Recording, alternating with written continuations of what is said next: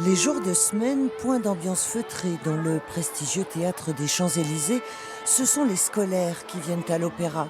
Des 14 représentations données par l'orchestre Victor Hugo Bourgogne-Franche-Comté, 8 leur sont réservées.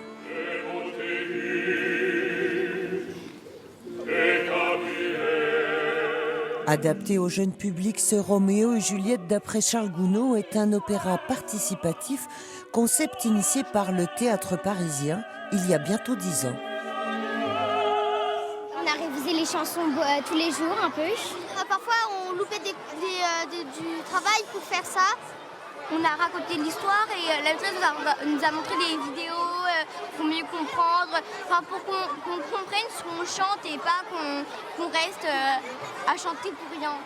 Chaque fois que vous aurez à chanter, la lumière va se rallumer pour vous montrer que c'est à vous.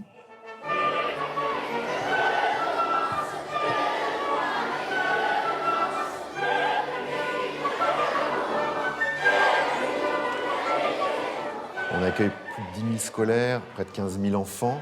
Et chaque année, ils sont de mieux en mieux préparés par leurs enseignants. Ça, c'est vraiment aussi une aventure pour eux qui est une aventure au long cours. Les voir arriver ici au Théâtre des Champs-Élysées, déclamer avec autant de passion tous ces airs, vous les avez entendus, vous les avez vus. Ça, c'est vraiment le moment le plus gratifiant pour nous.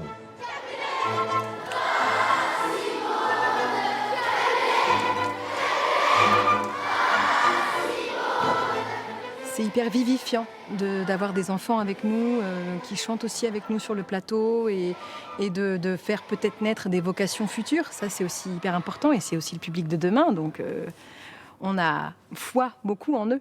Ça donne une couleur de plus pour chanter, plus motivant. Parce qu'on sait que pour les enfants, il faut qu'on donne plus d'énergie encore. L'idée, c'est vraiment que les enfants prennent plaisir à écouter de l'opéra, mais aussi de leur montrer ce que c'est qu'un vrai opéra, donc avec des moments un peu plus longs. Voilà, c'est un va-et-vient entre cette contrainte qui est vraiment propre à l'opéra, d'avoir des très grands airs, et puis des choses plus ludiques et plus fun. Un format et une formule appréciée des jeunes élèves. Moi j'ai bien aimé de chanter avec eux et c'est amusant parce que tu participes à un truc que sinon ça aurait peut-être un peu été long et on aurait fini par s'ennuyer, alors que là chanter ça nous a remis dans le spectacle. On a l'impression de les aider dans leur spectacle. Le savant équilibre a été trouvé et même si la salle est un brin plus bruyante qu'habituellement, qu'importe. Il faut garder le spectacle de la qualité optimum avec ce qui peut se passer. On va se servir de leur énergie et pas leur demander de se taire, par exemple, ce qui serait complètement inutile.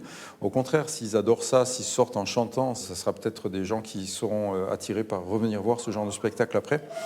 Et on espère que le futur de l'opéra, qui à mon avis a un futur, c'est celui-là.